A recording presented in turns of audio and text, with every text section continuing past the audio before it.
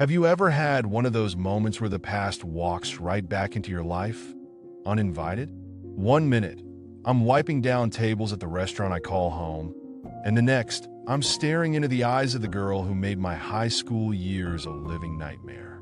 Get a cup of coffee and settle down, because this story is inspiring from start to finish.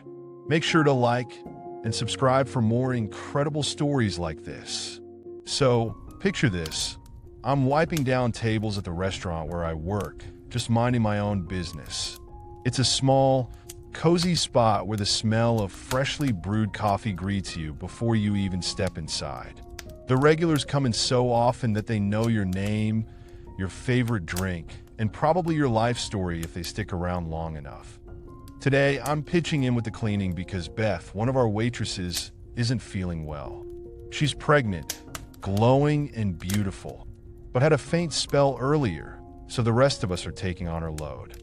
We're a tight-knit crew, like family really. When one of us needs a hand, we don't even think twice. I'm scrubbing down one of the back tables, lost in the rhythm of it when I hear it. Laughter. Not just any laughter, the kind that slaps you right back to high school. My stomach tightens, and before I even glance up, I know who it is. It's Heather. Heather Parker, Queen Bee, ruler of the high school social hierarchy, and my tormentor 4-0 for years straight. There she is, strolling into the restaurant like she owns the place, her signature laugh echoing around the room, flanked by her loyal crew, Hannah and Melissa. It's like nothing's changed. They used to mock me about everything, my clothes, my hair, even the way I talked about my dreams of leaving that town someday. That I freeze, still gripping the cloth in my hand as I stand there like some kind of deer caught in headlights. They haven't seen me yet, but I can already feel that familiar burn on the back of my neck. The whispers, the sneers, the looks that could cut you down without a single word. Hey, isn't that? Heather's voice trails off, her eyes scanning the room. Please don't look this way. Of course, she does. Her eyes lock onto mine, and that wicked little smile stretches across her face. The same one she wore every time she ruined my day. Well, look who we have here. Still wiping down tables, huh? Guess that's all you ever amounted to. Her voice is loud, cutting through the usual hum of the restaurant. She laughs, a sound so fake, but her friends eat it up like it's the best thing they've ever heard. I can feel my face heating up, but I keep scrubbing the table, trying to ignore them. It doesn't matter. I'm not the same person I was in high school. Heather, though, doesn't let up. Is this what you dreamed of back in high school? Cleaning up after people who actually did something with their lives? Her eyes sweep over me, like I'm nothing but trash to be tossed aside. Her friends giggle, nudging each other like this is the best entertainment they've had all week. Then she snaps her fingers at me like I'm a dog. Hey waitress, do you think you can at least manage to get us some water? Or is that too advanced for you? My heart pounds, and I can feel the rush of anger rising. But before I can even open my mouth, I hear footsteps coming up behind me. Jack, the sous chef, appears from the kitchen, his arms crossed and eyes narrowed. Hey, you don't talk to her like that, he says, his voice calm but carrying an edge that even makes me nervous. He steps up beside me like a wall of muscle, and suddenly I don't feel so alone. Behind him, Maria, our head chef, wipes her hands on her apron, joining us. Her face is stormy, the kind of look that says she's ready for a fight. If you've got a problem, you can take it somewhere else, she adds. We don't tolerate disrespect here. Heather rolls her eyes, but there's a flicker of something in her gaze, maybe surprise. Still, she scoffs, flipping her hair over her shoulder. Oh, please. We're just being honest. Isn't it a little sad? Who even cleans tables these days? She's hit rock bottom, and you're defending her? Jack doesn't even flinch. She works harder in a day than you ever will in your entire life. He steps forward, his voice low but steady. Now, do you want that water? Or are you done embarrassing yourself? One by one, the rest of the team starts to gather around me, their silent support wrapping around like armor. Sarah, our bartender, steps forward, wiping her hands on a rag as she stands next to Jack and Maria. Her eyes are locked on Heather, unwavering. "We don't tolerate that kind of attitude in here," Sarah says, her voice calm but firm. "If you can't be respectful, you can take your business elsewhere." Heather rolls her eyes, letting out a loud, exaggerated sigh. "Oh, please." She waves a dismissive hand as if she's bored with the whole situation. "We'll just speak to your manager," she sneers, certain that she's about to drop some sort of power play.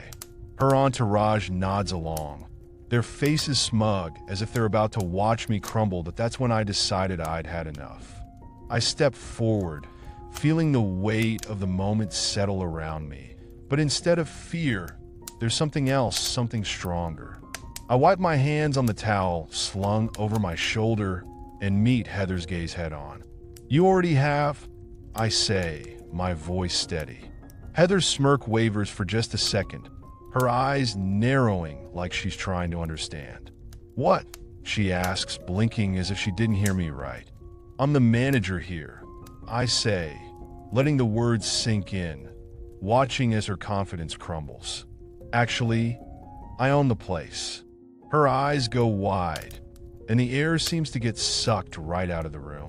The smirk she's been wearing the whole time fades, replaced with something that almost looks like panic. For the first time, Heather is at a loss for words. The silence after my words is thick, almost suffocating.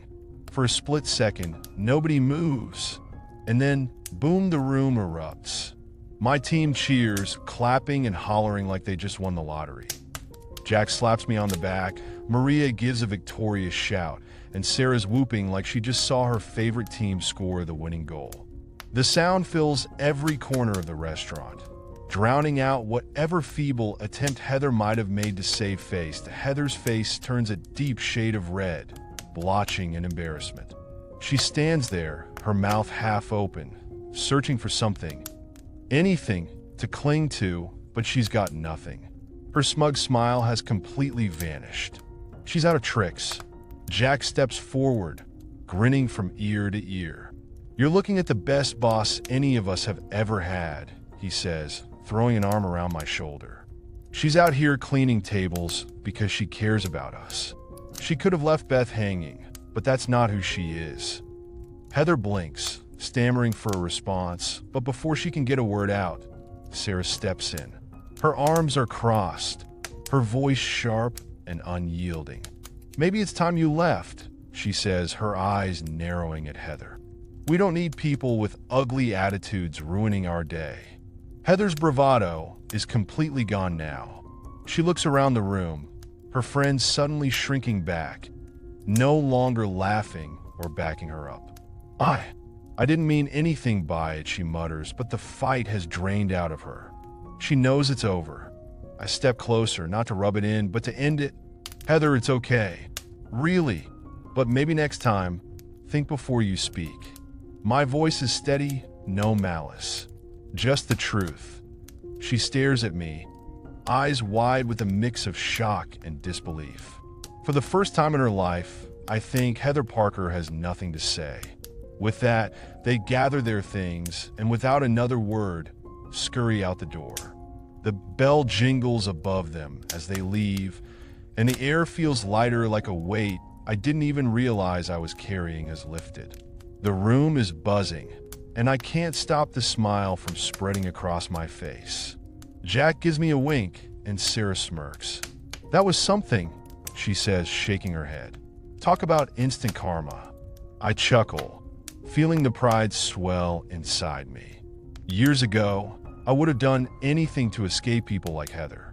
But now I'm standing here, surrounded by people who respect me for who I am, in a place that is mine. "Karma," I say, laughing softly, served with a side of justice.